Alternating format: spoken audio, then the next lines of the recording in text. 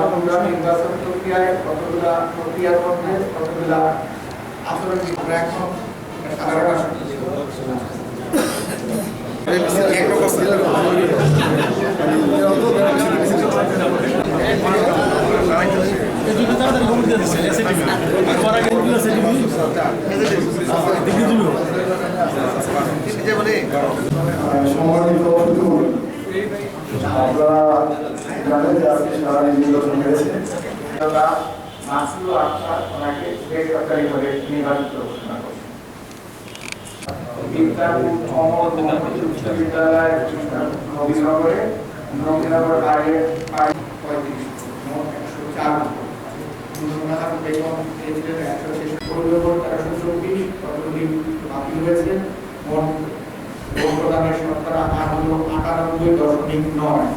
এখানে তৃতীয় প্রার্থীর পক্ষে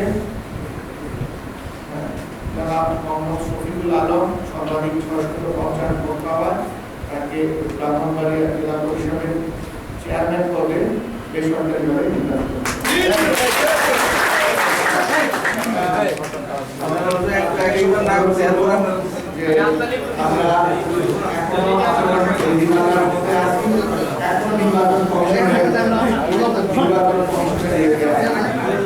সকল প্রার্থী এখনো নির্বাচন কমিশনের আওতাধীন সম্পূর্ণভাবে রয়েছে। যারা নির্বাচিত হয়েছেন তারা আমরা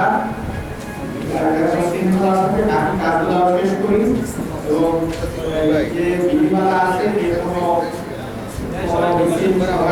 করা যাবে না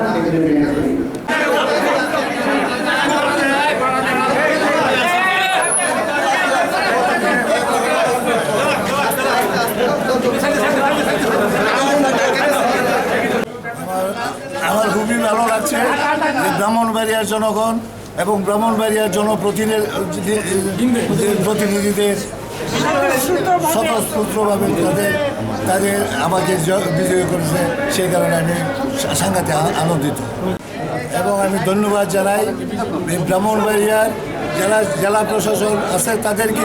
আমি ব্রাহ্মণবাড়িয়ার জনগণকে আমি ধন্যবাদ জানাই দল মত নির্বিশেষে সমস্ত ব্রাহ্মণবাড়িয়ার জনসাধারণকে আমি ধন্যবাদ জানাই। পুলিশ প্রশাসন, র্যাব, বিভিন্ন সংস্থা যারা এই নির্বাচনে আমাকে জয় করতে সহযোগিতা করেছে, তাদের সবাইকে আমার অন্তঃস্থল ধন্যবাদ জানাই।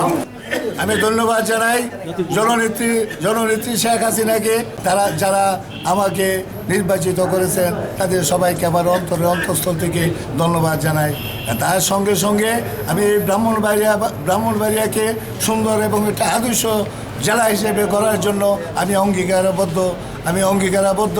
ব্রাহ্মণবাড়িয়া যারা রাজনৈতিক নেতৃবৃন্দ আছেন, যারা বিভিন্ন দল মত যারাই আছেন, তাদের সবাই সহযোগিতা আমি কামনা করি এবং তাদের সবার সহযোগিতার মাধ্যমে ব্রাহ্মণবাড়িয়ার জনগণকে ব্রাহ্মণবাড়িয়াকে সুন্দরভাবে গড়ে তোলার জন্য আমি আমার সারা জীবন আমার জীবনকে নিবেদন করলাম। ব্রাহ্মণবাড়িয়াবাসীকে আমার এই বিজয় উৎসর্গ করলাম।